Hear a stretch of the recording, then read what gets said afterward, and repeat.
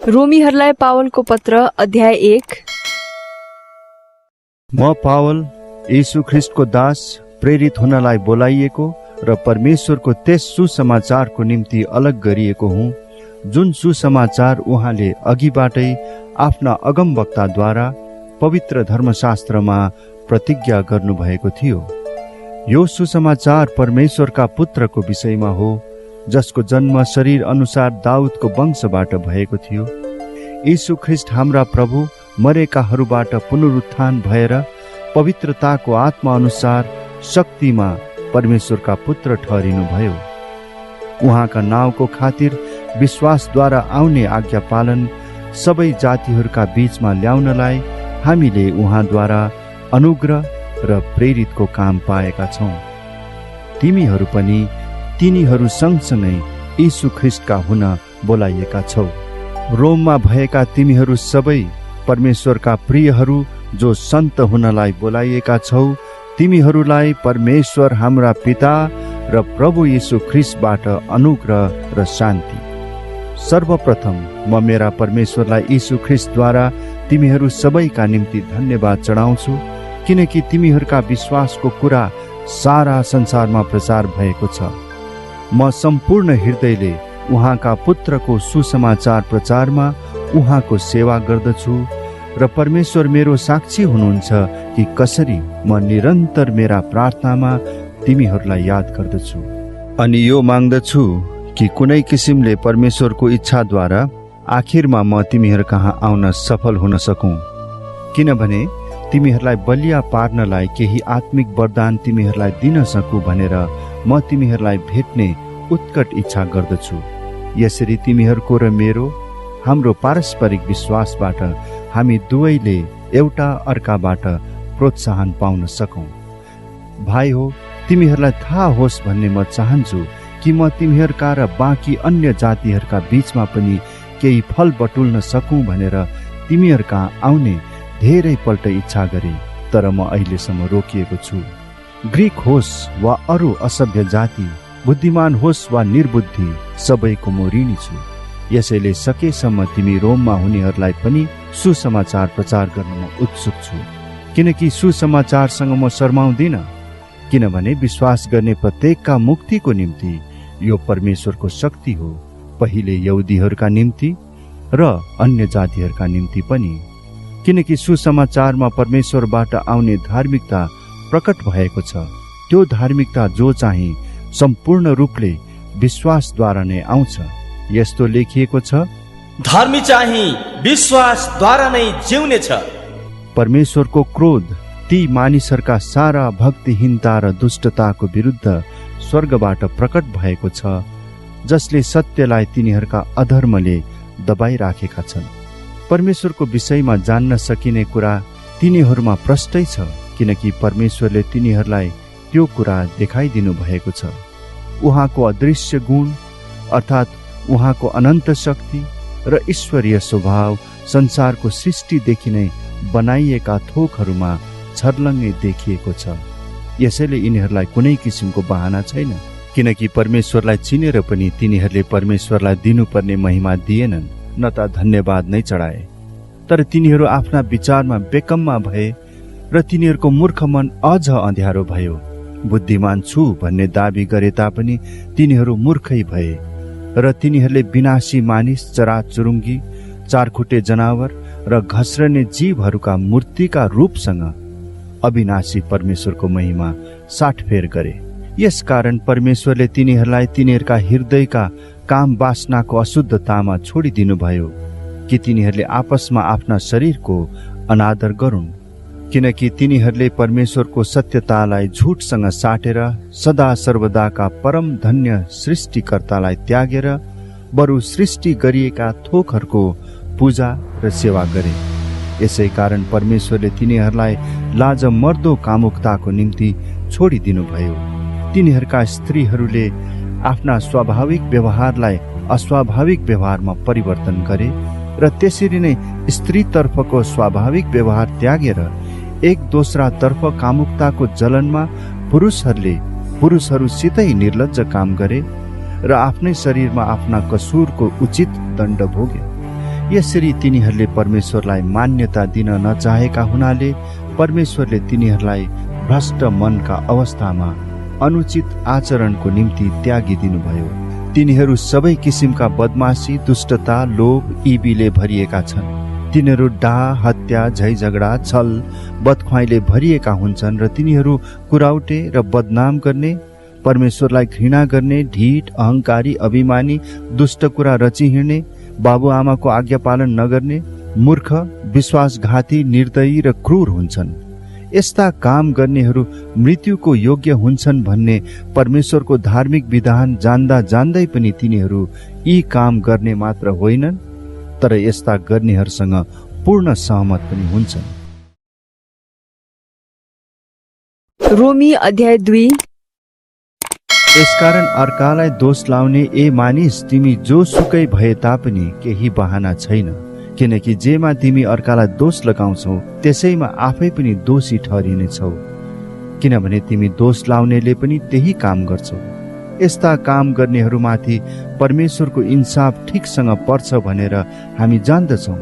ए मानिस, तिमीले यस्ता काम गर्नेहरूलाई दोष लाउँछौ र आफै पनि त्यही काम गर्छौ भने के परमेश्वरको इन्साफबाट उम्कन्छु भने तिमी ठान्छौ? अथवा परमेश्वरको कृपाले तिमीलाई पश्चातापमा डोर्याउँछ भन्ने थाहा नपाएर के तिमी उहाँको दया, सहनशीलता र धैर्यको प्रशस्ततालाई तुच्छ ठान्छौ? तर परमेश्वरको धार्मिक इन्साफ प्रकट हुने त्यस क्रोधका दिनको लागि आफ्नो कठोर र अपश्चातापी हृदयले गर्दा तिमीले आफ्नो निम्ति क्रोध थुपारिरहेछौ। किनकि उहाँले हरेक मानिसलाई उसको काम अनुसार दिनुहुनेछ। धैर्यसँग असल काम गरेर महिमा, इज्जत र अमरत्व खोज्नेहरूलाई चाहिँ उहाँले अनन्त जीवन दिनुहुनेछ। तर झगडालु, सत्यको पालन नगर्ने र दुष्टतामा हिँड्नेहरूमाथि चाहिँ क्रोध र रिस पर्नेछ। खराब काम गर्ने हरेक मानिसमाथि सङ्कष्ट र आपद आइपर्नेछ, पहिले यहुदीमाथि र अन्य जातिहरूमाथि पनि। तर असल काम गर्ने हरेकलाई पहिले यहुदीलाई अनि अन्य जातिलाई पनि गौरव, इज्जत र शान्ति प्राप्त हुनेछ, किनकि परमेश्वरले पक्षपात गर्नुहुन्न। सबै जसले व्यवस्था बिना पाप गरेका छन् तिनीहरू व्यवस्था बिना नै नष्ट पनि हुनेछन्, र व्यवस्था मुनि रहेर पनि पाप गर्नेहरूको इन्साफ व्यवस्थाद्वारा नै हुनेछ। किनकि व्यवस्था शून्यहरू परमेश्वरको सामुन्ने धर्मी ठहरिँदैनन्, तर व्यवस्था पालन गर्नेहरू धर्मी ठहरिनेछन्। किनकि व्यवस्था नहुने अन्य जातिहरू स्वभावैले व्यवस्था अनुसारका काम गर्दछन् भने तिनीहरूको व्यवस्था नभए तापनि तिनीहरू आफ्ना निम्ति आफै व्यवस्था हुन्छन्। व्यवस्थाले चाहेका कुराहरू आफ्ना हृदयमा लेखेका तिनीहरू देखाउँछन् र तिनीहरूको आफ्नै विवेकले पनि गवाही दिन्छ र तिनीहरूका विचारहरूले कहिले तिनीहरूलाई दोस्याउँछन् र कहिले समर्थन गर्छन्। यो त्यस दिन हुनेछ जब परमेश्वरले मैले प्रचार गरेको सुसमाचार अनुसार यीशु ख्रिस्टद्वारा मानिसहरूका गुप्त कुराको इन्साफ गर्नुहुनेछ। तर यदि तिमी यहुदी हुँ भन्ने व्यवस्थामा भर परेर परमेश्वरसँगको सम्बन्धमा घमण्ड गर्दछौ र उहाँको इच्छा जान्दछौ र व्यवस्थाबाट सिकाइएका उत्तम कुराहरू मन्जुर गर्दछौ, तर यदि तिमीलाई यो निश्चय छ कि तिमी अन्धाको अगुवा हौ, अन्धकारमा हुनेहरूका निम्ति ज्योति हौ, मूर्खहरूलाई सुधार्छौ, अपरिपक्वहरूलाई शिक्षा दिन्छौ, किनभने व्यवस्थामा नै सम्पूर्ण बुद्धि र सत्यता प्राप्त गरेका छौ। यसरी जब तिमी अरूहरूलाई सिकाउँछौ त के आफूलाई चाहिँ सिकाउँदैनौ? जब तिमी चोरीको विरुद्धमा प्रचार गर्छौ के तिमी आफै चाहिँ चोरी गर्छौ? तिमी जसले व्यभिचार नगर भनी भन्छौ के तिमी आफै व्यभिचार गर्छौ? तिमी जो मूर्तिहरू घिनाउँछौ के तिमी आफै मन्दिरहरू लुट्छौ? तिमी जो व्यवस्थामा घमण्ड गर्दछौ के व्यवस्था उल्लङ्घन गरेर परमेश्वरको अनादर गर्छौ? किनभने लेखिएको छ, अन्य जातिहरूका बीचमा परमेश्वरको नाउँ तिमीहरूद्वारा नै निन्दित भएको छ। व्यवस्था पालन गर्दछौ भने त खतनाबाट साँच्चै लाभ हुन्छ, तर व्यवस्था उल्लङ्घन गर्दछौ भने त तिम्रो खतना बेखतना हुन्छ। यदि शरीरमा बेखतना भएकोले व्यवस्थाका धार्मिक विधान पालन गर्दछ भने के त्यसको बेखतना खतना नै गनिने छैन र? तब शरीरमा खतना नभएर पनि व्यवस्था चाहिँ पालन गर्नेहरूले लिखित व्यवस्था भएका र खतना पनि भएका तिमीहरू व्यवस्था उल्लङ्घन गर्नेहरूलाई दोषी ठहराउँछन्। बाहिरी रूपले मात्र यहुदी हुने चाहिँ साँचो यहुदी होइन, त्यसरी नै साँचो खतना पनि बाहिरी र शारीरिक कुरा होइन। यहुदी त्यो हो जो भित्री रूपले यहुदी हो, र साँचो खतना चाहिँ हृदयको कुरो हो। यो आत्मिक कुरा हो, लिखित व्यवस्थाको कुरा होइन। यस्तो मानिसको प्रशंसा मानिसहरूबाट होइन, तर परमेश्वरबाट हुन्छ। रोमी अध्याय 3। अब यहुदीलाई के फाइदा छ त, अथवा खतनाको के मोल? हर प्रकारले यसमा ज्यादै लाभ छ। सर्वप्रथम त परमेश्वरको बाणी यहुदीहरूलाई सुम्पिएको हो। यदि तिनीहरूमध्ये कसैले विश्वास गरेनन् भने के भयो त? के तिनीहरूको अविश्वासले परमेश्वरको विश्वास योग्यतालाई रद्द तुल्याउँछ र? त्यसो नहोस्। परमेश्वर सत्य र हरेक मानिस झुटो ठहरियोस्, जस्तो लेखिएको छ, तपाईँ आफ्ना वचनमा ठिक ठहरिनुहोस् र इन्साफ हुँदा तपाईँ विजयी हुनुहोस्। तर हाम्रो अधार्मिकताले परमेश्वरको धार्मिकतालाई प्रकाशमा ल्याउँछ भने हामी के भनौँ? के परमेश्वरको क्रोध हामी माथि आइपर्दा उहाँले अन्याय गर्नुहुन्छ? म मानिसले जस्तै तर्क गर्दछु, कदाचित होइन। त्यसो भए परमेश्वरले संसारको इन्साफ कसरी गर्न सक्नुहुन्थ्यो र? तर यदि मेरो झुटले गर्दा परमेश्वरको सत्यता उहाँकै महिमाको निम्ति प्रशस्त हुन्छ भने किन पापी झैँ इन्साफमा परिरहेको छु? त्यसो भए असल होस् भनेर खराबी नै किन नगर्ने त? कोही मानिसहरूले हामी त्यसै भन्छौँ भनी हामीलाई निन्दापूर्ण दोष लाउँछन्। तिनीहरूको दोषारोपण न्यायसङ्गतै छ। उसो भए के हामी यहुदीहरू अझ असल छौँ त? अवश्य छैनौँ। किनकि सबै मानिस, यहुदी र अन्य जातिहरू दुवै पापको बसमा छन् भनी मैले दोष लगाइसकेको छु। जसो लेखिएको छ, धर्मी कोही छैन, एकजना पनि छैन, बुझ्ने कोही छैन, परमेश्वरलाई खोज्ने कोही छैन। ती सबै बरालिएका छन्, तिनीहरू एकसाथ बेकममा भएका छन्। कसैले असल गर्दैन, असल गर्ने एकजना पनि छैन। तिनीहरूका घोक्रा खुल्ला चिहान हुन्, तिनीहरू आफ्ना जिब्राले छलका कुरा गर्छन्। सर्पको विष तिनीहरूका ओठमा छ, तिनीहरूका मुख शराब र तीता कुराले भरिएका छन्। तिनीहरूका खुट्टा रक्तपात गर्नलाई छिटा छन्। विनाश र दुर्दशा तिनीहरूको बाटोमा छन्, र शान्तिको बाटो तिनीहरूले चिनेका छैनन्। तिनीहरूका आँखाको सामने परमेश्वरको भय छैन। अब हामी जान्दछौँ जे जति व्यवस्थाले भन्छ, व्यवस्था मुनि हुनेहरूलाई नै भन्छ कि हरेक मुख चुप्प रहोस् र सारा संसार परमेश्वरको अघि जवाफदेही होस्। यसै कारण व्यवस्थाको कर्मले कोही प्राणी उहाँको दृष्टिमा धर्मी ठहरिने छैन, किनकि व्यवस्थाद्वारा नै पापको चेतना हुन्छ। तर अब त व्यवस्था बिनै परमेश्वरबाट आउने धार्मिकता प्रकट भएको छ। त्यसैको गवाही व्यवस्था र अगमवक्ताहरूले दिएका छन्। यीशु ख्रिस्टमा विश्वास गर्ने सबैमाथि परमेश्वरको धार्मिकता विश्वासद्वारा प्रकट भएको छ। किनभने केही भेद छैन, किनकि सबैले पाप गरेका छन् र परमेश्वरको महिमासम्म पुग्नबाट चुकेका छन्। परमेश्वरका अनुग्रहको वरदानले ख्रिस्ट यीशुमा भएको उद्धारबाट तिनीहरू सित्तैमा धर्मी ठहरिएका छन्।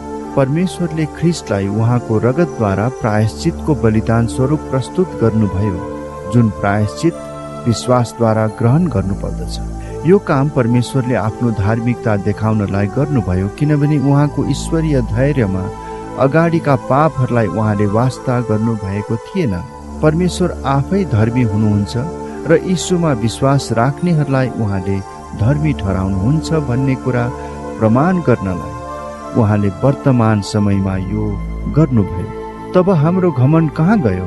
त्यसको त ठाउँ नै छैन। कुन सिद्धान्तमा यसो गर्ने त? यो कर्मको सिद्धान्तद्वारा हुने? कदाचित होइन। यो त विश्वासको सिद्धान्तबाट मात्र हुन सक्छ। यसकारण व्यवस्थाका कर्महरूको पालन बिना विश्वासद्वारा नै मानिस धर्मी ठहरिन्छ भनी हामी ठान्छौँ। के परमेश्वर केवल यहुदीहरूकै मात्र परमेश्वर हुनुहुन्छ र? के उहाँ अन्य जातिहरूका परमेश्वर हुनुहुन्न? उहाँ अन्य जातिहरूका पनि परमेश्वर हुनुहुन्छ, किनकि परमेश्वर एउटै हुनुहुन्छ। उहाँले खतनावाललाई तिनीहरूका विश्वासको आधारमा र खतना नभएकालाई तिनीहरूको विश्वासद्वारा धर्मी ठहराउनुहुन्छ। तब के हामी यही विश्वासद्वारा व्यवस्थालाई रद्द गर्ने? कदाचित होइन। बरु हामीहरू त व्यवस्थालाई कायम पो राख्छौं। रोमी अध्याय 4। अब शरीर अनुसारका हाम्रा पुर्खा अब्राहमको सम्बन्धमा हामी के भनौं त? यदि अब्राहम कामद्वारा धर्मी ठहरिएका भए उनलाई घमण्ड गर्ने केही ठाउँ रहने थियो, तर परमेश्वरको अगाडि त होइन, किनकि पवित्र शास्त्रले के भन्छ? अब्राहमले परमेश्वरमाथि विश्वास गरे र त्यो उनको निम्ति धार्मिकता गनियो। अब काम गर्नेले जुन ज्याला पाउँछ त्यो दान होइन, तर त्यो उसको पाउने हक हो।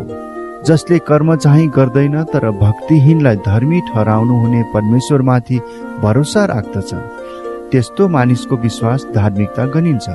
परमेश्वरले कर्म बिना नै धार्मिक गर्नुहुने मानिसलाई यी वचनद्वारा दाउदले धन्यका भन्छन्। तिनीहरू धन्यका हुन् जसका अपराधहरू क्षमा भएका छन् र जसका पापहरू ढाकिएका छन्। त्यो मानिस धन्यको हो जसको पापको लेखा परम प्रभुले लिनुहुन्न। के यो आशीर्वाद खतनावालहरूका निम्ति मात्र हो कि बेखतनावालहरूका निम्ति पनि हो? अब्राहमको निम्ति त उनको विश्वास नै धार्मिकता गनिएको थियो भनी हामी भन्दछौँ। तब कसरी यो उनको निम्ति धार्मिकता गनियो? उनको खतना हुनभन्दा अघि वा पछि?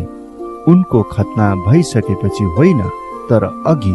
खतना नहुँदै विश्वासद्वारा पाउने धार्मिकताको चिन्ह वा छाप स्वरूप उनले खतना पाएका थिए। खतना बिनै विश्वास गरेर धर्मी गनिएका सबैका उनी पिता हुन् भन्ने उद्देश्यले यो भएको हो। उनी ती खतनावालहरूका पनि पिता हुन् जसका खतना भएको मात्र होइन, तर जसले विश्वासको त्यही नमुनालाई पछ्याउँछन् जुन विश्वास खतना हुन अघि हाम्रा पिता अब्राहममा थियो। संसारको उत्तराधिकारी हुनलाई अब्राहम र उनको वंशलाई दिइएको प्रतिज्ञा व्यवस्थाद्वारा आएको होइन, तर विश्वासको धार्मिकताद्वारा आएको हो। यदि व्यवस्था पालन गर्नेहरू मात्र उत्तराधिकारी हुन्छन् भने त विश्वास रद्द र प्रतिज्ञा व्यर्थ हुन्छ, किनभने व्यवस्थाले क्रोध ल्याउँछ, तर जहाँ व्यवस्था छैन त्यहाँ अपराध पनि हुँदैन। त्यसैले यो प्रतिज्ञा विश्वासमाथि निर्भर गर्दछ, यस हेतुले कि प्रतिज्ञा अनुग्रहमाथि भर परेर अब्राहमका सबै वंशहरूका निम्ति पक्का होस्। यो प्रतिज्ञा व्यवस्था पालन गर्नेहरूका निम्ति मात्र नभएर अब्राहमको जस्तो विश्वासमा हुनेहरूका निम्ति पनि हो, किनकि अब्राहम हामी सबैका पिता हुन्, जसो लेखिएको छ, मैले तलाई धेरै जातिहरूका पिता बनाएको छु। जुन परमेश्वरमाथि अब्राहमले विश्वास गरे उहाँको दृष्टिमा उनी हामी सबैका पिता हुन्। उहाँले मरेकाहरूलाई पनि जीवन दिनुहुन्छ र अस्तित्वमा नभएका थोकहरूलाई बोलाए अस्तित्वमा ल्याउनुहुन्छ। तेरा सन्तान पनि यस्तै असंख्य हुनेछन् भनेर परमेश्वरले भन्नुभए अनुसार आशा पटक्कै नहुँदा पनि अब्राहमले आशा राखी विश्वास गरे र यसरी उनी धेरै जातिहरूका पिता बने। प्राय 100 वर्ष पुगिसकेका अब्राहम मरे तुल्य भइसकेको आफ्नो शरीर तथा साराको कोख बाँझो भएको बुझेर पनि विश्वासमा कमजोर भएनन्। परमेश्वरको प्रतिज्ञा बारे कुनै शङ्काले उनलाई डगमगाउन सकेन, तर आफ्नो विश्वासमा दरिलो भएर उनले परमेश्वरलाई महिमा दिए। प्रतिज्ञा गर्नुभएको कुरा परमेश्वरले गर्न पनि सक्नुहुन्छ भन्ने अब्राहमलाई पूरा निश्चय थियो। यसै कारण पनि उनको विश्वास उनको निम्ति धार्मिकता गनियो। धार्मिकता गनिएको हो भन्ने यो वचन उनैको खातिर मात्र लेखिएको होइन, तर हाम्रा निम्ति पनि हो। हामी जसले यीशु हाम्रा प्रभुलाई मरेकाहरूबाट जीवित पार्नुहुने माथि विश्वास गर्छौं, यो हाम्रा निम्ति पनि गनिनेछ। उहाँ हाम्रा अपराधहरूका निम्ति मारिनुभयो र हामीलाई धर्मी तुल्याउनलाई जीवित पारिनुभयो। रोमी अध्याय 5। यसै कारण विश्वासद्वारा धर्मी ठहरिएर हाम्रा प्रभु येशू ख्रीष्टद्वारा परमेश्वरसँग हाम्रो मिलाप भएको छ। उहाँद्वारा हामीले यस अनुग्रहमा विश्वासद्वारा प्रवेश पाएका छौं। यस अनुग्रहमा हामी खडा छौं र परमेश्वरका महिमाको सहभागी हुने हाम्रो आशामा हामी रमाउँछौं। यति मात्र होइन, तर हामी आफ्नो संकष्टमा रमाउँछौं, यो जानेर कि संकष्टले सहनशीलता उत्पन्न गराउँछ, सहनशीलताले चरित्र र चरित्रले आशा उत्पन्न गराउँछ। आशाले हामीलाई निराशा गराउँदैन, किनकि हामीलाई दिइएका पवित्र आत्माद्वारा परमेश्वरको प्रेम हाम्रा हृदयमा खनाइएको छ। किनकि हामी दुर्बल हुँदा नै ख्रिस्ट अधर्मीहरूका निम्ति ठिक समयमा मर्नुभयो। धार्मिक मानिसको निम्ति मर्न तयार हुने कोही बिरलै पाइएला। कतै असल मानिसको निम्ति कसैले मर्ने आँट गरी पनि हाल्ला। तर परमेश्वरले हाम्रा निम्ति उहाँको प्रेम यसैमा देखाउनुहुन्छ कि हामी पापी छँदै ख्रिस्ट हाम्रा निम्ति मर्नुभयो। यसकारण उहाँको रगतद्वारा धर्मी ठहरिएका हुनाले झन बढी हामी परमेश्वरको क्रोधबाट उहाँद्वारा बचाइनेछौँ। किनकि हामी शत्रु छँदै उहाँका पुत्रको मृत्युद्वारा परमेश्वरसँग हाम्रो मिलाप भएको थियो भने झन बढी अब उहाँसँगै मिलाप भएका हुनाले ख्रिस्टको जीवनद्वारा हामी बचाइनेछौँ। यति मात्र होइन, तर हाम्रा प्रभु येशू ख्रिस्टद्वारा परमेश्वरमा हामी रमाउँदै पनि छौँ। उहाँद्वारा अब हामीलाई परमेश्वरसँग मिलाप प्राप्त भएको छ। एउटा मानिसद्वारा संसारमा पाप आयो र पापबाट मृत्यु। यसरी सबै मानिसले पाप गरेका हुनाले सबै मानिसमा मृत्यु फैलियो। व्यवस्था दिइन अघि पनि संसारमा पाप थियो, तर जहाँ व्यवस्था छैन त्यहाँ पापको लेखा पनि हुँदैन। आदमदेखि लिएर मोसासम्मका मानिसहरूमाथि मृत्युले राज्य गर्यो। तिनीहरूमाथि पनि जसले आदमले गरे जस्तो अपराध गरेका थिएनन्। ती आदम चाहिँ आउनु हुनेको प्रतिरूप थिए। सित्तैको वरदान र त्यस अपराधमा केही समानता छैन, किनकि एउटा मानिसको अपराधले गर्दा धेरै मरे भने त झन बढी परमेश्वरको अनुग्रह र एउटा मानिसको अर्थात् यीशु ख्रिस्टद्वारा आएको सित्तैको वरदान धेरैका निम्ति प्रशस्त भयो। सित्तैको वरदान चाहिँ त्यस एकजना मानिसको पापको नतिजा जस्तै होइन, किनकि एउटा अपराधको इन्साफले दण्डको आज्ञा ल्यायो, तर धेरै अपराधका पछि आउने सित्तैको वरदानले निर्दोषीकरण ल्याउँछ।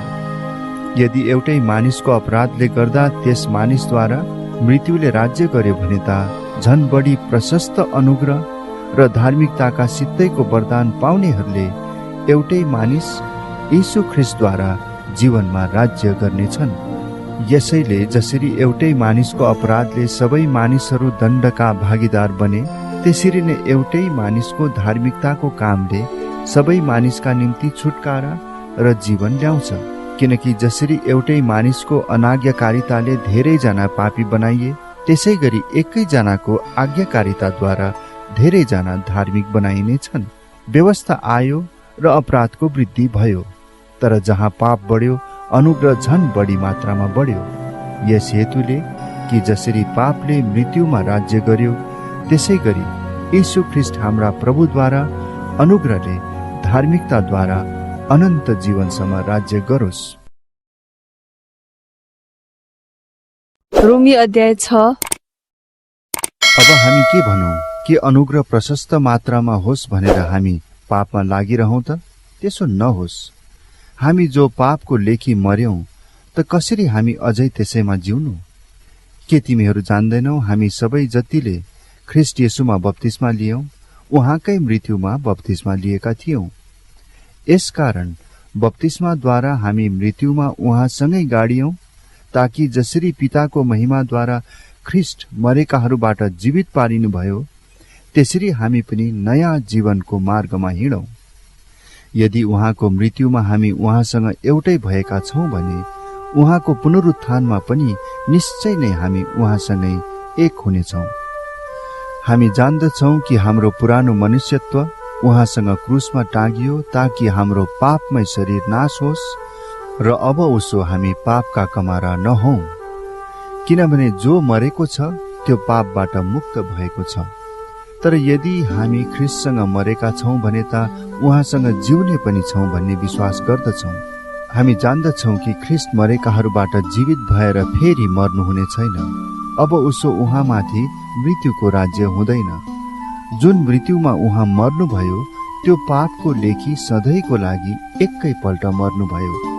तर जुन जीवनमा उहाँ जिउनुहुन्छ त्यो परमेश्वरको निम्ति जिउनुहुन्छ। यसै गरी तिमीहरूले पनि आफू आफूलाई पापको लागि मरेका तर ख्रिस्ट येशूमा परमेश्वरको लागि जीवित भएका ठान्नुपर्छ। यसकारण शरीरका अभिलाषा अनुसार चल्नु नपरोस् भनी तिमीहरूका मरणशील शरीरमा पापलाई राज्य गर्न नदेऊ। आफ्ना शरीरका अङ्गहरू दुष्टताका साधनको रूपमा पाप गर्नलाई समर्पण नगर, तर मृत्युबाट जीवनमा ल्याइएका मानिसहरू जस्तै आफैलाई परमेश्वर कहाँ दिइहाल र शरीरका अङ्गहरूलाई धार्मिकताका साधन जस्तै परमेश्वर कहाँ समर्पण गर। किनकि पापले तिमीहरूमाथि राज्य गर्ने छैन, किनकि तिमीहरू व्यवस्थाको अधीनमा छैनौ तर अनुग्रहको अधीनमा छौ। अब के हामी व्यवस्थाको अधीनमा छैनौ तर अनुग्रहको अधीनमा छौँ भनेर पाप गर्ने त? कदापि होइन। के तिमीहरू जान्दैनौ आज्ञाकारी कमाराको रूपमा आफैलाई जसका समर्पण गर्छौ, जसको आज्ञा तिमी पालन गर्छौ त्यसको कमारा पनि हुन्छौ। कि त मृत्युतिर लाने पापको कमारा अथवा धार्मिकतातिर लाने आज्ञाकारिताको। तर परमेश्वरलाई धन्यवाद होस् कि तिमीहरू जो एकपल्ट पापका कमारा थियौ, अब जुन शिक्षाको नमुनामा तिमीहरू सुम्पिएका थियौ त्यो हृदयले पालन गर्ने भएका छौ। तिमीहरू पापबाट मुक्त गराइएर धार्मिकताका कमारा बनेका छौ। तिमीहरूमा रहेको मानवीय कमजोरीको कारणले म तिमीहरूले बुझ्न सकिने भाषामा बोलिरहेको छु। किनकि जसरी तिमीहरूले एकपल्ट आफ्ना अङ्गहरूलाई अशुद्धता र झन बढी अपराधका निम्ति समर्पण गर्यौ, अब त्यसरी नै पवित्रकरणको निम्ति आफ्ना अङ्गहरूलाई धार्मिकताको निम्ति समर्पण गर।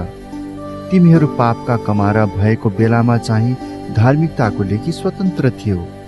अब जुन कुराहरूमा तिमीहरू अहिले शर्माउँछौ सो कुराहरूबाट तिमीहरूले के प्रतिफल पायौ?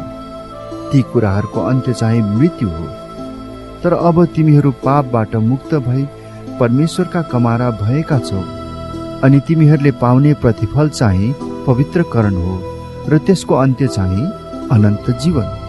किनकि पापको ज्याला मृत्यु हो, तर परमेश्वरको सित्तैको वरदान ख्रिस्ट येशू हाम्रा प्रभुमा अनन्त जीवन हो। रोमी अध्याय 7। भाइ हो, के तिमीहरू जान्दैनौ म व्यवस्था जान्नेहरूसँग बोलिरहेछु कि मानिसको जीवनकालसम्म मात्र व्यवस्था लागू रहन्छ। उदाहरणको लागि एउटी विवाहिता स्त्री उसको पति बाँचुन्जेल आफ्नो पतिसँग कानुनले बाँधिएकी हुन्छे। तर यदि उसको पति मर्यो भने पति सम्बन्धको कानुनबाट ऊ मुक्त हुन्छे। यसै गरी पति जीवित छँदै ऊ अर्को पुरुषसँग बस्न गई भने ऊ व्यभिचारिणी कहलाइन्छ। तर पति मर्यो भने ऊ त्यस कानुनबाट मुक्त हुन्छे र अर्को पुरुषसँग विवाह गरी भने पनि ऊ व्यभिचारिणी हुँदिन।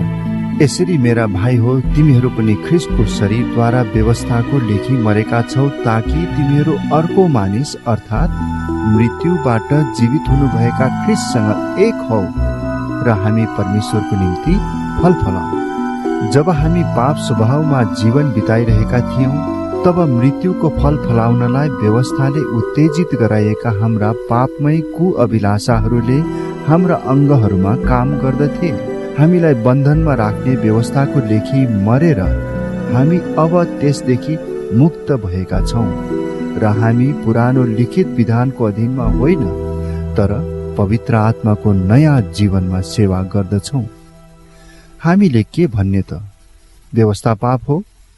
कदापि होइन।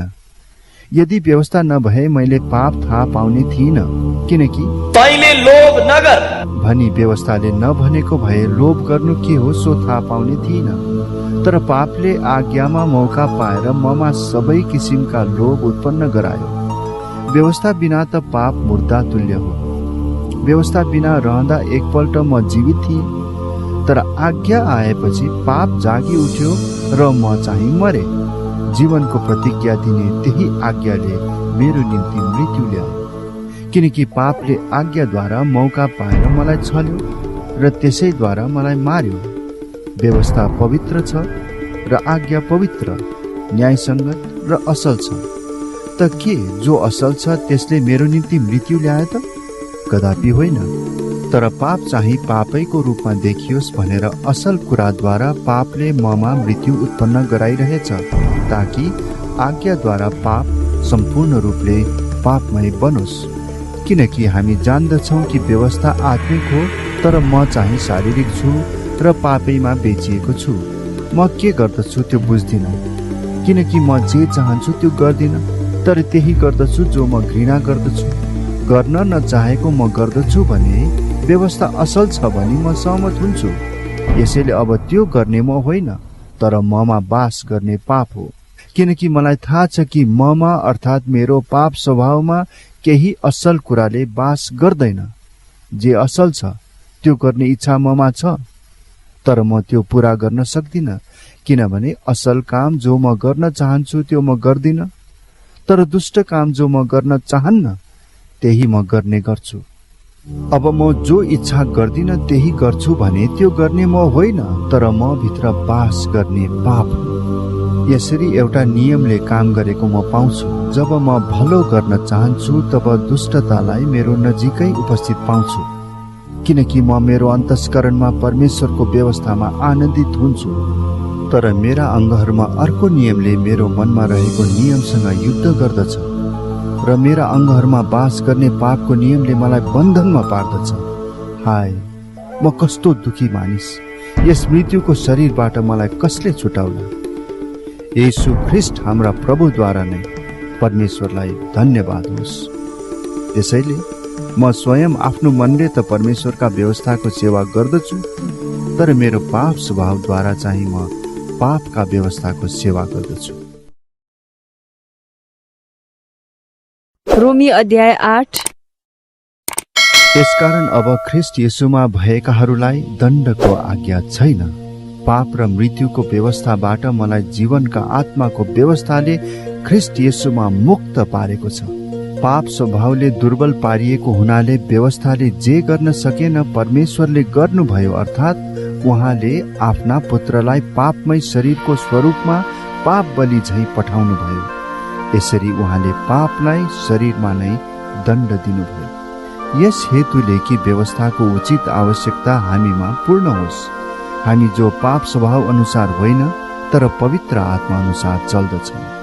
किनभने पाप स्वभाव अनुसार चल्नेहरूले शरीरका कुरामा मन लगाउँछन्, तर आत्मा अनुसार चल्नेहरूले आत्माका कुरामा मन लगाउँछन्। किनभने पाप स्वभावमा मन लगाउनु चाहिँ मृत्यु हो, तर पवित्र आत्मामा मन लगाउनु जीवन र शान्ति हो। किनभने पापमय शरीरतिर लागेको मन चाहिँ परमेश्वरप्रति शत्रुता हो। परमेश्वरका व्यवस्थाको अधीनमा त्यो हुँदैन, न त त्यो कहिले हुन सक्छ। पाप स्वभावको बसमा हुनेहरूले परमेश्वरलाई प्रसन्न पार्न सक्दैनन्। यदि साँच्चै परमेश्वरका आत्मा तिमीहरूमा बास गर्नुहुन्छ भने तिमीहरू पाप स्वभावमा होइन तर पवित्र आत्मामा हुन्छ। तर कुनै मानिसमा ख्रिस्टका आत्मा हुनुहुन्न भने त त्यो उहाँको हुँदै होइन। यदि ख्रिस्ट तिमीहरूमा हुनुहुन्छ भने पापको कारणले तिमीहरूका शरीर मरेका भए तापनि तिमीहरूका आत्मा धार्मिकताको कारणले जिउँदा हुन्छ। तर यदि यीशुलाई मरेकाबाट जीवित पार्नुहुनेका आत्मा तिमीहरूमा बास गर्नुहुन्छ भने ख्रिस्ट येशूलाई मरेकाबाट जीवित पार्नुहुनेले नै तिमीहरूमा बास गर्नुहुने उहाँका आत्माद्वारा तिमीहरूका मरणशील शरीरलाई पनि जीवन दिनुहुनेछ। यसैले त भाइ हो, पाप स्वभाव अनुसार जिउनलाई हामी पाप स्वभावप्रति बाध्य छैनौँ। किनकि पाप स्वभाव अनुसार जिउँछौ भने तिमीहरू मर्छौ, तर यदि पवित्र आत्माद्वारा शरीरका कार्यहरू तिमीहरूले निर्मूल पार्यौ भने तिमीहरू जिउनेछौ। किनभने सबै जो परमेश्वरका आत्माले डोर्याइएका हुन्छन् तिनीहरू नै परमेश्वरका सन्तान हुन्। किनभने फेरि डरमा पर्नलाई दासत्वको आत्मा तिमीहरूले पाएका छैनौ, तर तिमीहरूले धर्म पुत्र हुने आत्मा पाएका छौ। यसैले जब हामी परमेश्वरलाई अब्बा पिता भनी पुकार्छौँ त्यो चाहिँ हामी परमेश्वरका सन्तान हौँ भनी पवित्र आत्माले हाम्रो आत्मासँग गवाही दिनुभएको हो। र सन्तान हौँ भने त उत्तराधिकारी पनि हौँ, परमेश्वरका उत्तराधिकारी र ख्रिस्टसँग साझे उत्तराधिकारी। यदि उहाँसँग दुःख भोग्छौँ भने त हामी उहाँसँगै महिमित पनि हुनेछौँ। म विचार गर्दछु कि हामीमा जुन महिमा प्रकट गरिनेछ त्यससँग वर्तमान समयका कष्टहरू तुलना गर्न योग्य छैनन्। सृष्टि बडो उत्कण्ठाले परमेश्वरका पुत्रहरू प्रकट हुने कुराको प्रतीक्षा गर्छ।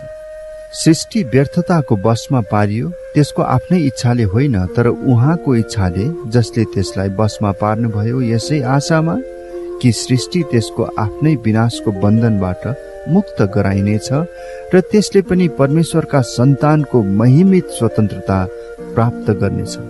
हामी जान्दछौँ सारा सृष्टि अहिलेसम्म एकसाथ प्रसव वेदनाको आर्तनाद गरिरहेछ। सृष्टि मात्र होइन, तर हामी आफै पनि, जसमा पवित्र आत्माको पहिलो फल छ, सन्तानको रूपमा ग्रहण गरिनलाई अर्थात् हाम्रो देहको उद्धारको निम्ति प्रतीक्षा गरेर हामी आफै पनि भित्रै आर्तनाद गर्दछौँ, किनकि यही आशामा हामीले मुक्ति पाएका थियौँ। अब देखिने चाहिँ आशा त आशा नै होइन, किनकि देखेका कुराको आशा कसले गर्छ र? तर यदि हामी आफूले नदेखेका कुराको आशा गर्छौँ भने धैर्य साथ हामी त्यसको प्रतीक्षा गर्छौँ। त्यसै गरी पवित्र आत्माले पनि हाम्रो दुर्बलतामा सहायता गर्नुहुन्छ। कसरी प्रार्थना गर्नुपर्ने हो हामी जान्दैनौँ, तर शब्दहरूमा व्यक्त गर्न नसकिने सुस्केरामा पवित्र आत्माले हाम्रा निम्ति मध्यस्थता गर्नुहुन्छ र मानिसहरूका हृदयको खोजी गर्नुहुनेले पवित्र आत्माको विचार के हो सो जान्नुहुन्छ, किनकि परमेश्वरको इच्छा अनुसार पवित्र आत्माले सन्तहरूका निम्ति मध्यस्थता गर्नुहुन्छ। हामी जान्दछौँ उहाँलाई प्रेम गर्नेहरू र उहाँका अभिप्राय अनुसार बोलाइएकाहरूका निम्ति हरेक कुरामा परमेश्वरले भलाइ नै गर्नुहुन्छ। जसलाई उहाँले पहिलेबाटै चिन्नु भएको छ, उहाँले तिनीहरूलाई आफ्ना पुत्रको रूप समान बनाउनलाई धेरै भाइहरूमध्ये उहाँ चाहिँ ज्येष्ठ हुन् भनेर अघिबाटै नियुक्त गर्नुभयो। जसलाई उहाँले अघिबाटै नियुक्त गर्नुभयो तिनीहरूलाई उहाँले बोलाउनु पनि भयो, र जसलाई उहाँले बोलाउनु भयो तिनीहरूलाई उहाँले धर्मी पनि ठहराउनु भयो, र जसलाई धर्मी ठहराउनु भयो तिनीहरूलाई उहाँले महिमित पनि पार्नुभयो। हामीले यसमा के भन्ने त? यदि परमेश्वर हामीतर्फ हुनुहुन्छ भने हाम्रो विरुद्ध को हुन्छ? जसले आफ्नै निज पुत्रलाई बाँकी राख्नु भएन तर हामी सबैका निम्ति उहाँलाई दिनुभयो, के उहाँले हामीलाई सबै थोक पनि उहाँकै साथमा दिनुहुने छैन र? परमेश्वरका चुनिएकाहरूका विरुद्धमा कसले अभियोग लाउनेछ? धर्मी ठहराउने परमेश्वर नै हुनुहुन्छ भने दण्डको आज्ञा दिने को हो? मर्ने त ख्रीष्ट येशू हुनुहुन्छ, जो मरेकाहरूबाट जीवित पारिनुभयो र परमेश्वरको दाहिने बाहुलीतर्फ हुनुहुन्छ र हाम्रा निम्ति मध्यस्थ पनि गर्नुहुन्छ। कसले हामीलाई ख्रीष्टको प्रेमबाट अलग गर्ने? के संकष्टले अथवा दुःखले वा खेदोले वा अनिकालले वा नग्नताले अथवा खतराले वा तरवारले? यस्तो लेखिएको छ, तपाईको खातिर हामी दिनभरि मारिन्छौँ, काटिने भेडाहरू जस्तै हामीहरू गनिएका छौँ। होइन, यी सबै कुरामा हामीलाई प्रेम गर्नुहुनेद्वारा हामी विजेताहरू भन्दा पनि अझ बढी छौँ। किनकि म यो पक्का गरी जान्दछु कि मृत्युले वा जीवनले, स्वर्गदूतहरूले वा प्रधानताहरूले, वर्तमानका कुराहरूले वा पछि हुने कुराहरूले वा शक्तिहरूले, उचाइले वा गहिराईले वा सारा सृष्टिमा भएका कुनै पनि कुराले ख्रीष्ट येशू हाम्रा प्रभुमा भएका परमेश्वरको प्रेमबाट हामीलाई अलग गर्न सक्ने छैन। रोमी अध्याय 9। म ख्रीष्टमा साँचो बोलिरहेछु, मैले ढाँटेको छैन। मेरो विवेकले पवित्र आत्मामा मलाई गवाही दिन्छ। मेरो हृदयमा असाध्य शोक र मनमा अटुट वेदना छ। म त यहाँसम्म पनि चाहन सक्थे कि मेरा भाइहरू र मेरा जातिको नाताले मेरा कुटुम्बहरूका खातिर म नै श्रापित हौं र ख्रीष्टबाट परित्यक्त हौं। तिनीहरू इस्राएलीहरू हुन् अनि पुत्र हुने अधिकार, महिमाको दर्शन, करार, व्यवस्थाको प्रदान, मन्दिरको आराधना र प्रतिज्ञाहरू तिनीहरूका आफ्नै हुन्। पूर्वजहरू यिनीहरूका नै हुन् र ख्रीष्ट पनि शरीर अनुसार तिनीहरूकै वंशका हुनुहुन्छ। सर्वोच्च परमेश्वर जसको युगानुयुग स्तुति होस्, आमीन। तर परमेश्वरको वचन विफल भएको होइन, किनकि इस्राएलबाट जन्मेका सबै इस्राएल होइनन्, न त अब्राहमका सन्तान हुँदैमा सबै तिनका छोराछोरी हुन्। तर धर्मशास्त्रमा भने अनुसार इसहाकबाट नै तिनीहरूको सन्तान गनिनेछ। यसको अर्थ शरीरबाट जन्मेकाहरू परमेश्वरका सन्तान होइनन्, तर करारबाट उत्पन्न भएकाहरू नै अब्राहमका सन्तान हुन्। त्यस प्रतिज्ञाले यसो भन्दछ, तोकिएको समयमा म फर्केर आउनेछु र साराको एउटा छोरो हुनेछ।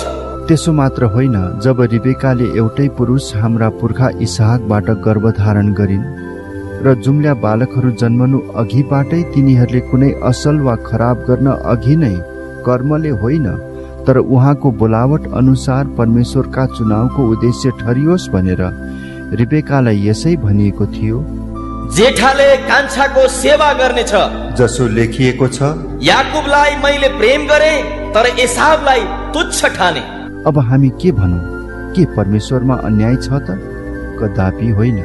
उहाँ मोसालाई भन्नुहुन्छ, जसमाथि म कृपा गर्न चाहन्छु त्यसलाई म कृपा गर्नेछु र जसलाई म टिठ्याउन चाहन्छु त्यसलाई म टिठाउनेछु। यसकारण मानिसको इच्छा वा प्रयासमाथि यो निर्भर गर्दैन, तर परमेश्वरको कृपामाथि निर्भर गर्दछ। कि धर्मशास्त्रले फारोलाई भन्छ, म मेरो शक्ति तमा देखाउँ र सारा पृथ्वीमा मेरो नाउँको घोषणा गरियोस् भन्ने अभिप्रायले मैले तलाई खडा गरे। यसकारण उहाँले इच्छा गर्नुभएकाहरूलाई उहाँले कृपा गर्नुहुन्छ र उहाँले इच्छा गर्नुभएकाहरूको हृदयलाई उहाँले कठोर पार्नुहुन्छ। तब तिमी मलाई भन्नेछौ, परमेश्वरले अझै किन दोष लगाउनुहुन्छ? किनकि उहाँको इच्छालाई कसले विरोध गर्न सक्छ? तर मानिस भएर परमेश्वरलाई जवाफ लाग्ने तिमी को हौ? के ढालेर बनाएको वस्तुले आफूलाई बनाउनेलाई मलाई किन यस्तो बनाएको भन्छ र? के एउटै माटोको ढिकाबाट एउटा आदरको भाँडो र अर्को चाहिँ तुच्छ कामको लागि बनाउने माटोमाथि कुमालेको अधिकार छैन र? यदि परमेश्वरले आफ्नो क्रोध प्रकट गर्न र आफ्नो शक्ति प्रदर्शन गर्नलाई विनाशको लागि तयार पारिएको क्रोधका पात्रहरूलाई अत्यन्त धैर्य साथ सहनु भएको छ भने के भयो त? यदि महिमाको निम्ति अघिबाटै तयार पार्नु भएको उहाँका कृपा पात्रहरूलाई आफ्नो महिमाको सम्पत्ति प्रकट गर्नलाई उहाँले यसो गर्नुभयो, अर्थात् हामी जसलाई यहुदीहरूबाट मात्र होइन तर अन्य जातिहरूबाट पनि उहाँले बोलाउनु भएको छ भने के भयो त? जस्तो होसेको पुस्तकमा पनि उहाँ भन्नुहुन्छ, जुनहरू मेरा मानिसहरू थिएनन् तिनीहरूलाई म मेरा प्रजा तुल्याउने छु र जसलाई मैले प्रेम गरेको थिइनँ त्यसलाई म मेरो प्रिय भन्ने छु। अनि जहाँ तिमीहरू मेरा प्रजा होइनौ भनी तिनीहरूलाई भनिएको थियो त्यही तिनीहरू जीवित परमेश्वरका सन्तान कहलाइनेछन्। इस्राएलको बारेमा यसैया घोषणा गर्छन्, इस्राएलका सन्तानको संख्या समुद्रको बालुवा जत्तिकै भए पनि बाँकी रहेकाहरूको मात्र उद्धार हुनेछ। किनकि प्रभुले पृथ्वीमा उहाँका दण्डको आज्ञा दृढता र शीघ्रता साथ पूर्ण गर्नुहुनेछ। यसैयाले यो भविष्यवाणी गरेका छन्, सेनाहरूका परमप्रभुले हाम्रा निम्ति सन्तान नछोड्नु भएको भए हामी सदोम जस्तै हुने थियौं र गमोरा समान बन्ने थियौं। अब हामी के भनौँ? धार्मिकताको पछि नलाग्ने अन्य जातिहरूले धार्मिकता प्राप्त गरेका छन्, अर्थात् विश्वासद्वारा पाइने धार्मिकता। तर व्यवस्थामाथि आधारित भएको धार्मिकताको पछि लाग्ने त्यस इस्राएलले त्यो व्यवस्था पूरा गर्न सकेन। किन सकेन? किनकि धार्मिकता कर्महरूमाथि आधारित छ भन्ठानेर तिनीहरूले विश्वासद्वारा धार्मिकता खोजेनन्। तिनीहरू ठेस लाग्ने ढुङ्गामा ठक्कर खाएर लडेका छन्। जस्तो लेखिएको छ, हेर म सियोनमा एउटा ढुङ्गा राख्दछु जसमा मानिसहरूलाई ठेस लाग्छ, एउटा चट्टान जसले तिनीहरूलाई लडाउँछ, तर उहाँमा विश्वास गर्ने कोही शर्ममा पारिने छैन। रोमी अध्याय 10। भाइ हो, मेरो आफ्नो हृदयको इच्छा र तिनीहरूका निम्ति परमेश्वरमा मेरो प्रार्थना यही छ कि तिनीहरूले उद्धार पाउन्। म यो गवाही दिन्छु कि परमेश्वर प्रति तिनीहरूको जोश त छ, तर यो जोश ज्ञान अनुसार छैन। किनभने परमेश्वरबाट आउने धार्मिकताको विषयमा नजानेर तिनीहरूको आफ्नै धार्मिकता स्थापित गर्न खोज्दा तिनीहरू परमेश्वरका धार्मिकताको अधीनमा रहेनन्। किनभने विश्वास गर्ने धर्मी ठरियोस् भनेर ख्रिस्ट नै व्यवस्थाको अन्त्य हुनुहुन्छ। मोसा लेख्छन्, व्यवस्थामा आधारित भएको धार्मिकता पालन गर्ने मानिस त्यसैबाट जिउनेछ। तर विश्वासमाथि आधारित भएको धार्मिकताले यसो भन्छ, मनमा यसो नभन, स्वर्गमा को उक्लने, अर्थात् ख्रिस्टलाई तल ल्याउनलाई, वा आफ्नो मनमा यसो पनि नभन, पातालमा को ओर्लने, अर्थात् मरेकाहरूबाट ख्रिस्टलाई माथि ल्याउनलाई। तर यसले के भन्छ? वचन तिम्रो नजिकै छ, तिम्रो मुखैमा र तिम्रो हृदयमा। अर्थात् विश्वासको वचन जो हामी प्रचार गर्दछौँ। किनकि यदि तिमीले येशूलाई प्रभु हो भनी आफ्नो मुखले स्वीकार गर्यौ र परमेश्वरले उहाँलाई मरेकाहरूबाट जीवित पार्नुभयो भने आफ्नो हृदयमा विश्वास गर्यौ भने तिम्रो उद्धार हुनेछ। किनकि मानिसले आफ्नो हृदयले विश्वास गर्छ र ऊ निर्दोष ठहरिन्छ, अनि उसले आफ्नो मुखले स्वीकार गर्छ र उद्धार पाउँछ। धर्मशास्त्र भन्छ, उहाँ माथि भरोसा राख्ने कोही लाजमा पर्ने छैन। किनकि यहुदी र अन्य जातिमा केही भेद छैन। उहाँ एउटै प्रभु, सबैका प्रभु हुनुहुन्छ र उहाँलाई पुकार्नेहरू सबैलाई आफ्नो प्रशस्त आशिष दिनुहुन्छ। किनकि प्रभुको नाउँ पुकार्ने हरेकले उद्धार पाउनेछ। तर जसलाई विश्वास गरेकै छैनन् उहाँलाई मानिसहरूले कसरी पुकार्ने? जसको विषयमा सुनेकै छैनन् उहाँमाथि तिनीहरूले कसरी विश्वास गर्ने? र प्रचारक बिना तिनीहरूले कसरी सुन्ने? र कसैले नपठाइकन मानिसहरूले कसरी प्रचार गर्ने? जस्तो लेखिएको छ, सुसमाचार प्रचार गर्नेहरूका पाउ कति सुन्दर। तर तिनीहरू सबैले सुसमाचार पालन गरेका छैनन्। किनकि यसैया भन्छन्, हे प्रभु, हामीबाट सुनेको कुरा कसले विश्वास गरेको छ? जे सुनिएको छ त्यसैबाट विश्वास आउँछ र जे सुनिन्छ त्यो ख्रिस्टको प्रचारबाट आउँछ। तर म सोध्दछु, के तिनीहरूले सुनेका छैनन्? निश्चय नै तिनीहरूले सुनेका छन्। किनकि तिनीहरूको आवाज सारा पृथ्वीभरि पुगेको छ र तिनीहरूका वचन संसारको पल्लो छेउसम्म पुगेका छन्। म फेरि सोध्छु, के इस्राएलले बुझेन? सर्वप्रथम मोसाले भन्छन्, जो एक जाति नै होइन, म तिमीहरूलाई तिनीहरूप्रति डाही तुल्याउने छु। एउटा मूर्ख जातिद्वारा म तिमीहरूलाई क्रुद्ध तुल्याउने छु। तब यसैयाले साहसपूर्वक भन्दछन्, मलाई नखोज्नेहरूले मलाई भेट्टाएका छन्। जसले मेरो खोजी गरेनन् तिनीहरूका माझमा मैले आफैलाई प्रकट गरेको छु। तर इस्राएलको विषयमा तिनी भन्छन्, दिनभरि नै अटेरी र विरोधी मानिसहरूप्रति मैले मेरो हात पसारेको छु। रोमी अध्याय 11। यसकारण म सोध्दछु, के परमेश्वरले आफ्ना मानिसलाई परित्याग गर्नु भएको छ त? कदापि होइन। किनकि म पनि त अब्राहमको सन्तान, बेन्यामिनका कुलको एक इस्राएली हुँ। परमेश्वरले पहिलादेखि नै चिन्नु भएका आफ्ना मानिसलाई बहिष्कार गर्नु भएन।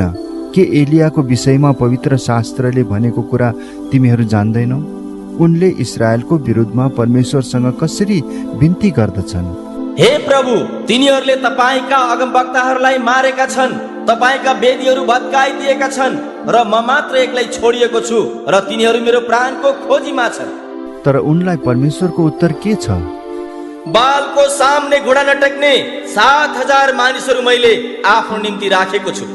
यसै गरी यस वर्तमान समयमा पनि अनुग्रहद्वारा चुनिएकाहरूको एक बाँकी भाग छ।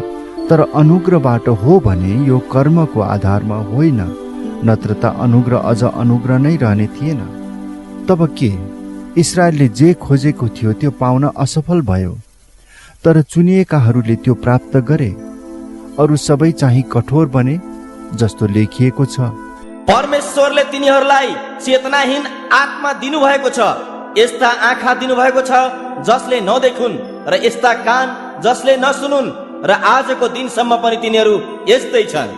र दाउद भन्छन्, तिनीहरूको भोज पासो र धरापन होस्, एउटा भड्खालो र तिनीहरूलाई बदला दिने कुरो होस्।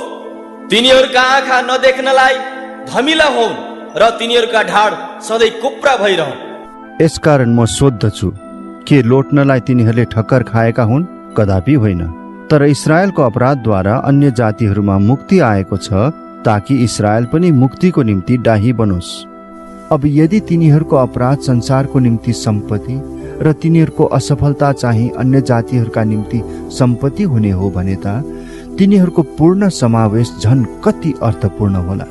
अब तिमी अन्य जातिहरूलाई भनिरहेछु, अन्य जातिहरूको प्रेरित भएको हुनाले म मेरो सेवालाई महत्त्व दिँदछु, यस आशामा कि मेरो आफ्नै यहुदी जातिलाई डाही बनाउन सकूं र ती मध्ये कसैलाई बचाउन सकूं।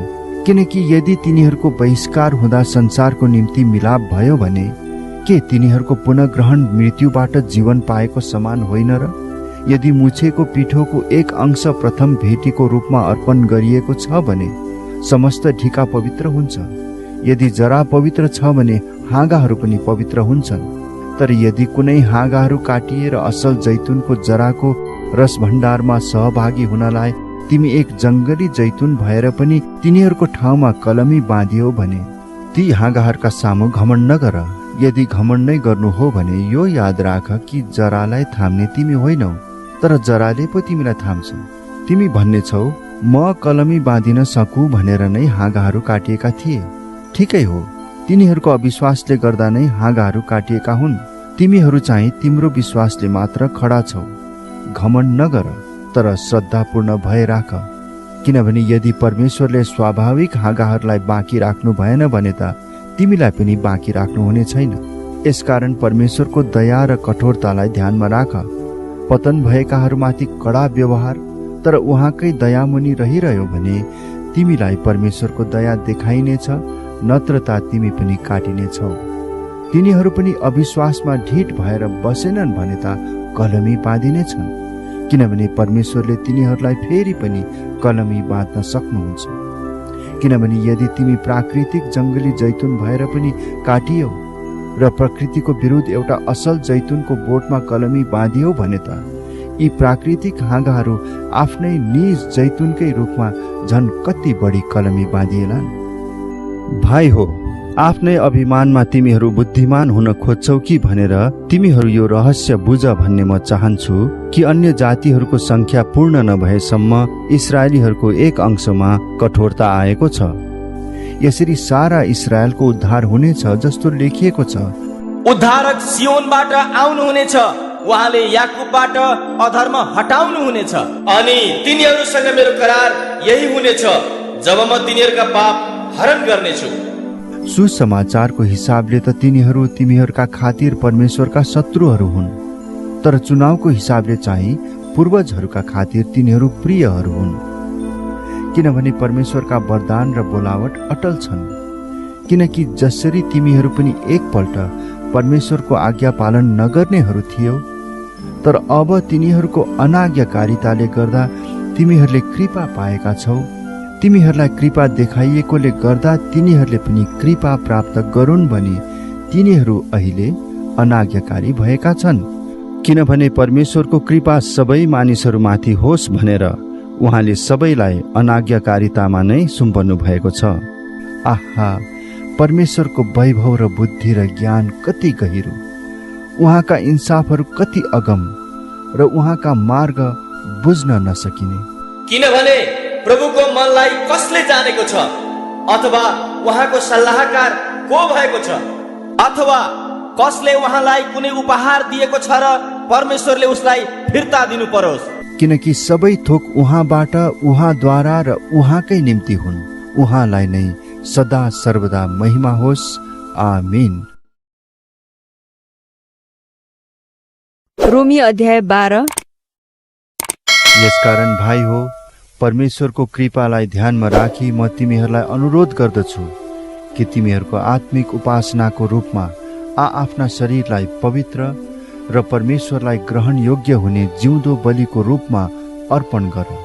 यस संसारको ढाँचामा नचल, तर आफ्नो मनमा नयाँ भई पूर्ण रूपले परिवर्तित हो र परमेश्वरको असल, ग्रहण योग्य र सिद्ध इच्छा के हो त्यो तिमीहरूले जाँच्न सक। किनभने मलाई दिइएको अनुग्रहद्वारा तिमीहरू मध्ये हरेकलाई म आग्रह गर्दछु, जसले आफूलाई जस्तो सम्झनु पर्छ त्यसभन्दा बढी नसम्झोस्, तर परमेश्वरले हरेकलाई दिनुभएको विश्वासको नाप बमोजिम सन्तुलित विचारले सोचोस्। किनकि जसरी हाम्रो एउटै शरीरमा धेरै अङ्ग हुन्छन्, तर सबै अङ्गहरूको एउटै काम हुँदैन, त्यसरी नै हामी जो धेरै छौँ हामी पनि ख्रिस्टमा एउटै शरीर हौँ र प्रत्येक एक अर्काका अङ्ग हौँ। हामीलाई दिइएको अनुग्रह अनुसार अलग अलग वरदानहरू हामी प्रयोग गरौँ। अगमबानीको हो भने विश्वासको परिमाण अनुसार, सेवाको हो भने सेवाको काममा, शिक्षा दिनेले शिक्षा दिने काममा, अर्ती दिनेले अर्ती दिने काममा, दान दिनेले उदार चित्तले, सहायता दिनेले जोश साथ, कृपाको काम गर्नेले खुसीसित। प्रेम निष्कपट होस्। जुन कुरा खराब छ त्यसलाई घृणा गर, जुन कुरा असल छ त्यसमा लागिरह। भ्रातृ प्रेमसँग एक अर्कालाई प्रेम गर, आफूलाई भन्दा बढी अरूलाई आदर गर, जोशमा पछि नहट, पवित्र आत्मामा प्रज्वलित हो, प्रभुको सेवा गर्दै रह। आफ्नो आशामा आनन्द गर, सङ्कष्टमा धैर्य धारण गर, प्रार्थनामा निरन्तर लागिरह। सन्तहरूको खाँचोमा सहायता देऊ, अतिथि सत्कार कायम राख। तिमीहरूको खेदो गर्नेहरूलाई आशीर्वाद देऊ, न सराप। आनन्द गर्नेहरूसँग आनन्द गर, रुनेहरूसँग रो। एक अर्कासँग मिलेर बस, अभिमानी नहो, तर नम्रहरूसँग सङ्गत गर, कहिले अहङ्कारी नहो। कसैलाई खराबको सट्टा खराब नगर। जुन कुरा सबै मानिसहरूका दृष्टिमा आदरणीय छ तिनमा ध्यान देऊ। हुन सक्छ भने सकेसम्म सबैसँग शान्तिमा बस। प्रिय हो, आफैले कहिले बदला नलेऊ, तर परमेश्वरको क्रोधमा छोडिदेऊ, किनभने लेखिएको छ, बदला लिने काम मेरो हो, म नै बदला लिनेछु। परमप्रभु भन्नुहुन्छ, बरु तिम्रो शत्रु भोकाएको छ भने त्यसलाई खुवाओ, त्यो तिर्खाएको छ भने त्यसलाई पानी देऊ। त्यसो गर्नाले तिमीले त्यसको टाउकोमा आगोको भोङ्रो थुपार्नेछौ। खराबीबाट पराजित नहो, तर खराबीलाई भलाइले जित। रोमी अध्याय 13। हरेक व्यक्ति शासन गर्ने प्रशासकहरूका अधीनमा बसोस्। परमेश्वरबाट आएको अधिकार बाहेक अरू कुनै अधिकार हुँदैन। जुन प्रशासकहरू छन् ती परमेश्वरबाटै नियुक्त भएका हुन्। यसकारण प्रशासकहरूका विरुद्धमा खडा हुनेले परमेश्वरबाट नियुक्त भएकाहरूको विरोध गर्छ र जसले विरोध गर्छन् तिनीहरूले दण्डको आज्ञा पाउनेछन्। किनभने सुकर्मको निम्ति होइन, तर कुकर्मको निम्ति शासकहरूको डर मानिन्छ। के तिमी प्रशासकहरूको डरमा रहन चाहदैनौ? त्यसो भए असल काम गर र तिमीलाई तिनीबाट प्रशंसा मिल्नेछ, किनकि तिम्रो भलाइको निम्ति तिनी परमेश्वरका सेवक हुन्। तर यदि तिमी खराबी गर्छौ भने डर मान, किनभने तिनले तरवार व्यर्थमा भिर्दैनन्। खराब काम गर्नेमाथि परमेश्वरको दण्ड ल्याउने तिनी परमेश्वरका सेवक हुन्। यसकारण परमेश्वरको दण्डबाट बच्नलाई मात्र होइन, तर विवेकको निम्ति पनि तिमी तिनका अधीनमा रहनुपर्छ। यसै कारणले पनि तिमी कर तिर्दछौ, किनकि प्रशासकहरू यसै कामको निम्ति निरन्तर लागिरहेका परमेश्वरका सेवक हुन्। तिर्नुपर्ने कुरा सबैलाई तिर, कर तिर्नुपर्नेलाई कर, महसुल तिर्नुपर्नेलाई महसुल, आदर गर्नुपर्नेलाई आदर, इज्जत गर्नुपर्नेलाई इज्जत गर। आपसमा प्रेम गर्नु बाहेक कसैको केही कुरामा ऋणी नहो, किनकि आफ्नो छिमेकीलाई प्रेम गर्नेले व्यवस्था पूरा गरेको हुन्छ।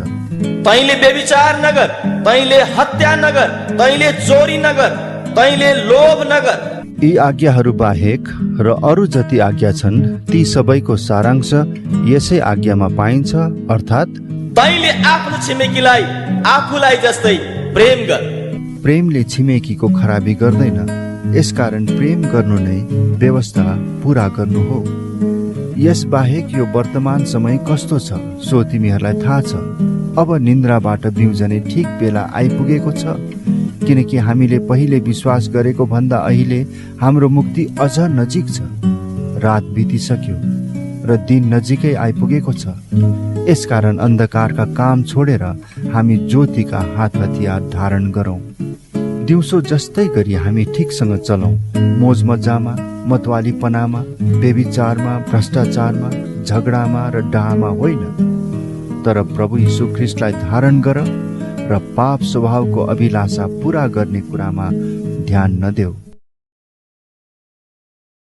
रोमी अध्याय 14। विश्वासमा कमजोर हुने मानिसलाई ग्रहण गर, तर उसको मत सम्बन्धी कुरामा वाद विवाद गर्नलाई होइन। कसैले सबै थोक खानुहुन्छ भनी विश्वास गर्छ, तर विश्वासमा कमजोर हुनेले चाहिँ सागसब्जी मात्र खान्छ। खानेले नखाने मानिसलाई तुच्छ नठानोस् र नखानेले खानेलाई दोष नलगाओस्, किनभने परमेश्वरले त्यसलाई ग्रहण गर्नुभएको छ। अर्काको चाकरलाई इन्साफ गर्ने तिमी को हौ? त्यो त आफ्नै मालिकको सामु खडा हुन्छ वा पतित हुन्छ। त्यो खडा गराइनेछ, किनभने त्यसका मालिकले त्यसलाई खडा गराउन सक्छ।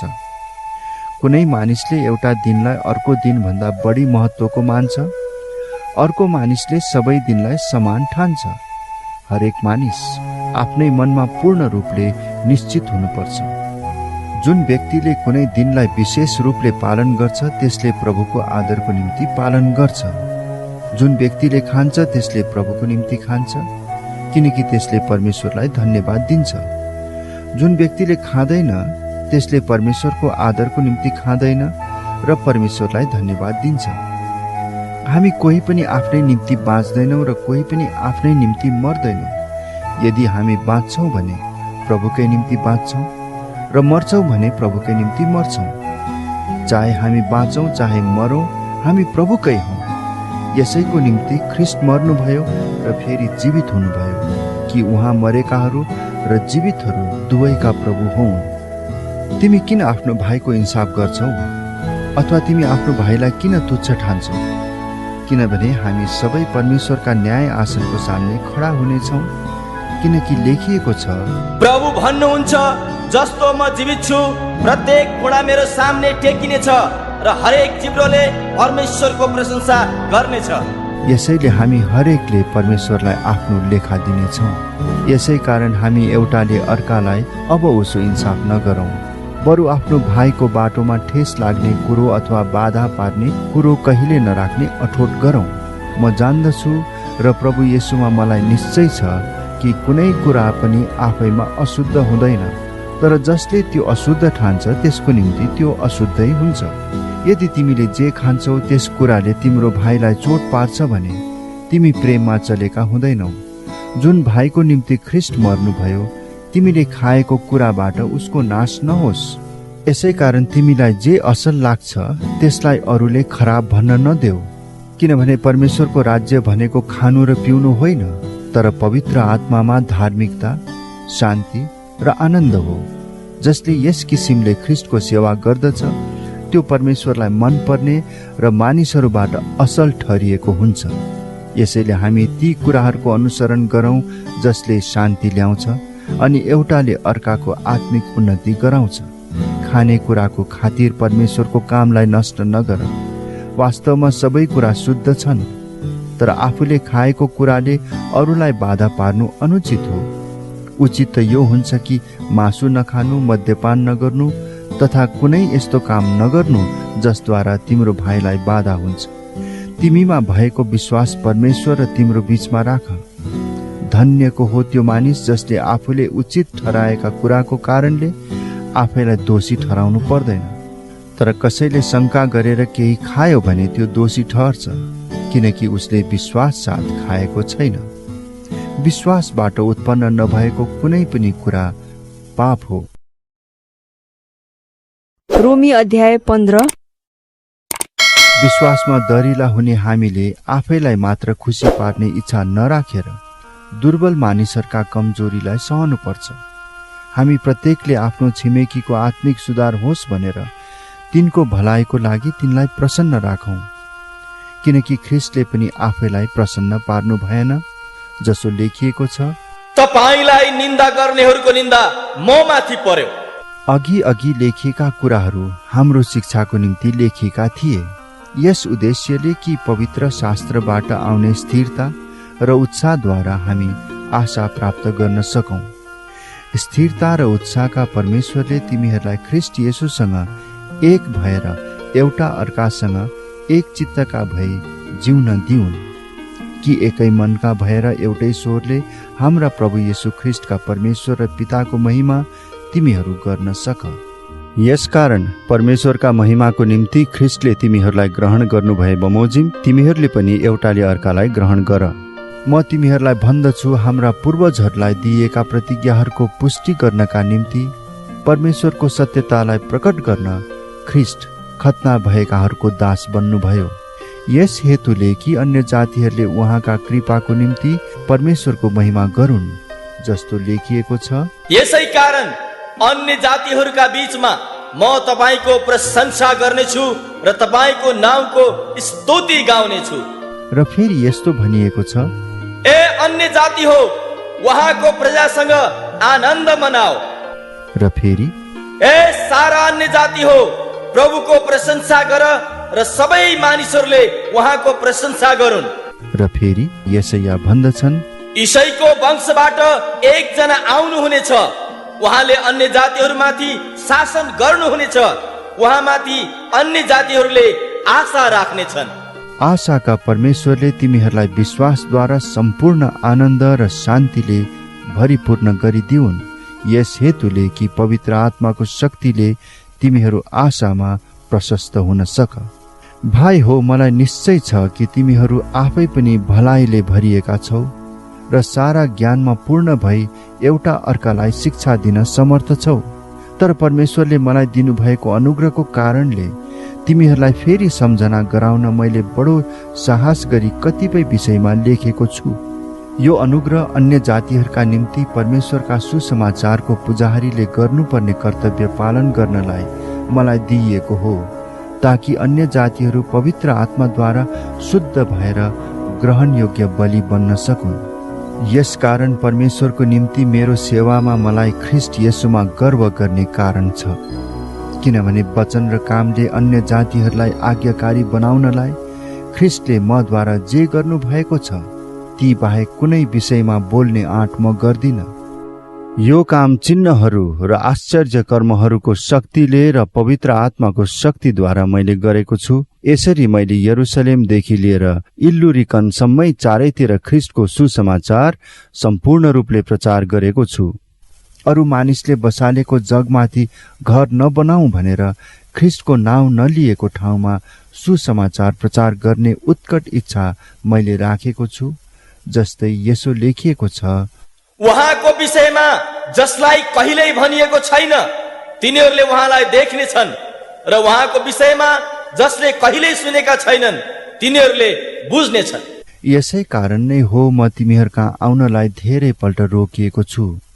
तर अब यी क्षेत्रहरूमा मेरो निम्ति काम गर्ने अरू ठाउँ नभएका हुनाले र धेरै वर्षदेखि तिमीहरू कहाँ आउने तिर्सना रहेकोले म स्पेन जाँदा तिमीहरूलाई भेट्ने आशा राख्दछु र तिमीहरूसँग केही समयसम्म सङ्गतिको आनन्द लिएपछि तिमीहरूले मलाई मेरो बाँकी यात्रामा मद्दत दिनेछौ भन्ने आशा राख्दछु। तर अब सन्तहरूलाई सहायता पुर्याउन म यरुसलेम जाँदैछु, किनकि यरुसलेममा हुने सन्तहरूमा जो गरिब छन् तिनीहरूका निम्ति माकेडोनिया र अखैयाका मण्डलीहरूले केही भेटी दिएका छन्। यो भेटी यिनीहरूले खुसी साथ जम्मा गरेका थिए र साँच्चै नै यिनीहरू तिनीहरूका ऋणी पनि छन्, किनकि यदि अन्य जातिहरू तिनीहरूका आत्मिक आशिषहरूमा सहभागी भएका छन् भने यिनीहरूले पनि सांसारिक आशिषहरूद्वारा तिनीहरूको सेवा गर्नुपर्छ। यसकारण यो काम सिद्ध्याएर तिनीहरूका निम्ति उठेको यो चन्दा सुम्पिसकेपछि म तिमीहरूका भएर स्पेन जानेछु र म जान्दछु म तिमीहरूका आउँदा ख्रीष्टका आशिषको परिपूर्णतामा आउनेछु। भाइ हो, हाम्रा प्रभु यीशु ख्रीष्ट र पवित्र आत्माको प्रेमद्वारा मेरो निम्ति परमेश्वरसँग प्रार्थना गर्न मसँग घोर प्रयत्न गर भनी म तिमीहरूलाई आग्रहपूर्वक बिन्ती गर्दछु कि म यहुदियाका अविश्वासीहरूबाट मुक्त हुन सकूँ र यरुसलेमको निम्ति मेरो सेवा सन्तहरूलाई ग्रहणयोग्य होस् र परमेश्वरको इच्छाद्वारा आनन्दसँग तिमीहरू कहाँ आएर तिमीहरूसँगको सङ्गतिद्वारा म फेरि ताजा हुन सकूँ। शान्तिका परमेश्वर तिमीहरू सबैसँग रहून्। आमेन। रोमी अध्याय 16। किन्क्रियामा भएको मण्डलीकी धर्मसेविका हाम्री बहिनी फिबीको प्रशंसा तिमीहरूको समक्ष गर्दछु। म तिमीहरूलाई निवेदन गर्दछु कि सन्तहरूलाई सुहाउने किसिमले तिनलाई प्रभुमा ग्रहण गर र तिनलाई चाहिएको कुनै पनि सहायता तिनलाई देऊ, किनकि तिनी आफैले धेरैको र मेरो पनि सहायता गरेकी छिन्। प्रिस्का र अकिलास ख्रिस्ट यीशुमा मेरा सहकर्मीहरूलाई अभिवादन। तिनीहरूले मेरो निम्ति आफ्ना जीवन सङ्कष्टमा हाले।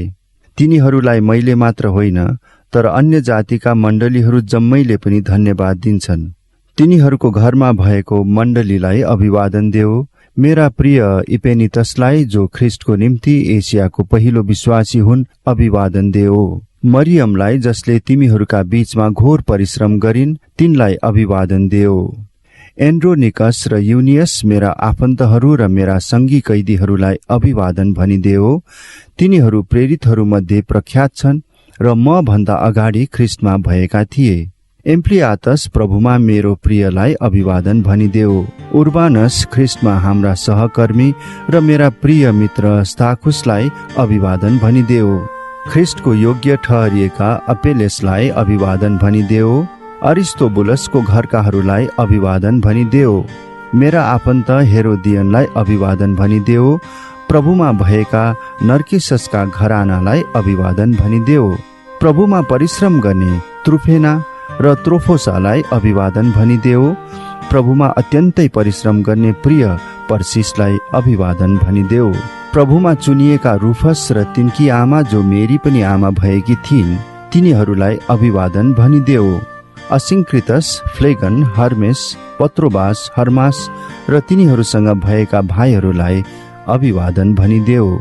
फिलोलोगस, युलिया, नेरियस र तिनकी बहिनी र ओलिम्पास र तिनीहरूसँग भएका सबै सन्तहरूलाई अभिवादन भनिदेऊ। एउटाले अर्कालाई पवित्र चुम्बनले अभिवादन गर। ख्रिस्टमा सबै मण्डलीहरूले तिमीहरूलाई अभिवादन पठाएका छन्। तिनीहरूले मेरो निम्ति आफ्ना जीवन सङ्कष्टमा हाले। तिनीहरूलाई मैले मात्र होइन तर अन्य जातिका मण्डलीहरू जम्मैले पनि धन्यवाद दिन्छन्। तिनीहरूको घरमा भएको मण्डलीलाई अभिवादन देऊ। मेरा प्रिय इपेनितसलाई जो ख्रिस्टको निम्ति एसियाको पहिलो विश्वासी हुन् अभिवादन देऊ।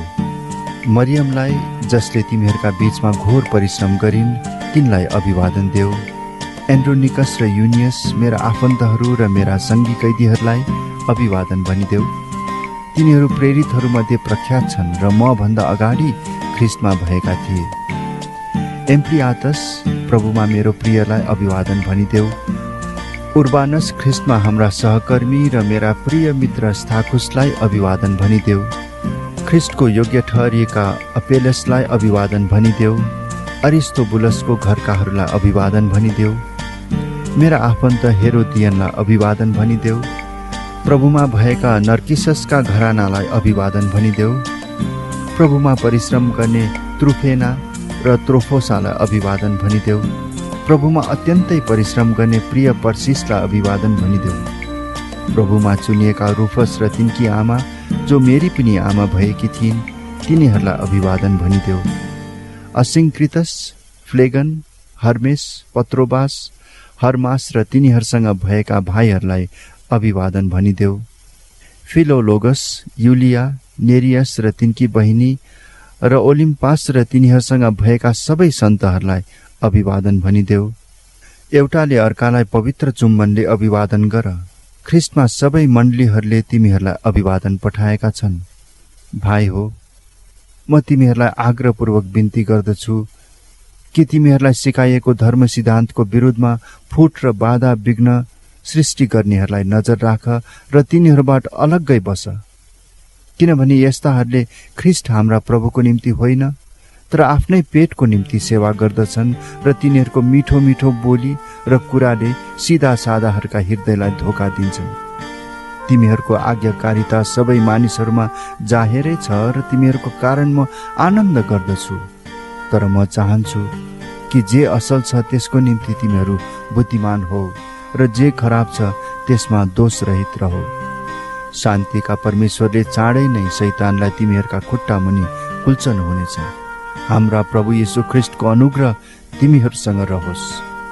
तिमोथी मेरा सहकर्मी र मेरा आफन्तहरू लुकियस, यासोन र सोसिपात्रोसले तिमीहरूलाई अभिवादन पठाएका छन्। यो चिठी लेख्ने म तर्तियसले प्रभुमा तिमीहरूलाई अभिवादन पठाउँदैछु। मेरा मेजबान र सारा मण्डलीलाई सत्कार गर्ने गायसले अभिवादन पठाएका छन्। तिमीहरूलाई अभिवादन छ। सहरका कोषाध्यक्ष इरास्तस र भाइ क्वार्टसले तिमीहरूलाई अभिवादन पठाएका छन्। हाम्रा प्रभु येशू ख्रिस्टको अनुग्रह तिमीहरूसँग रहोस्। आमीन। अब उहाँलाई जसले तिमीहरूलाई मेरो सुसमाचार र येशू ख्रिस्टका विषयको प्रचार अनुसार सुदृढ गराउन सक्नुहुन्छ, त्यस रहस्यको प्रकाश बमोजिम जो युग युगदेखि गुप्त रहेको थियो, तर अब अनन्तका परमेश्वरको आज्ञा अनुसार अगमवक्ताहरूका लेखाइद्वारा प्रकट गरिएको र जनाइएको छ। यस हेतुले कि सबै जातिहरूले विश्वास गरून् र आज्ञा पालन गरून्। अद्वितीय सर्वज्ञानी परमेश्वरलाई येशू ख्रिस्टद्वारा सदा सर्वदा महिमा होस्। आमीन।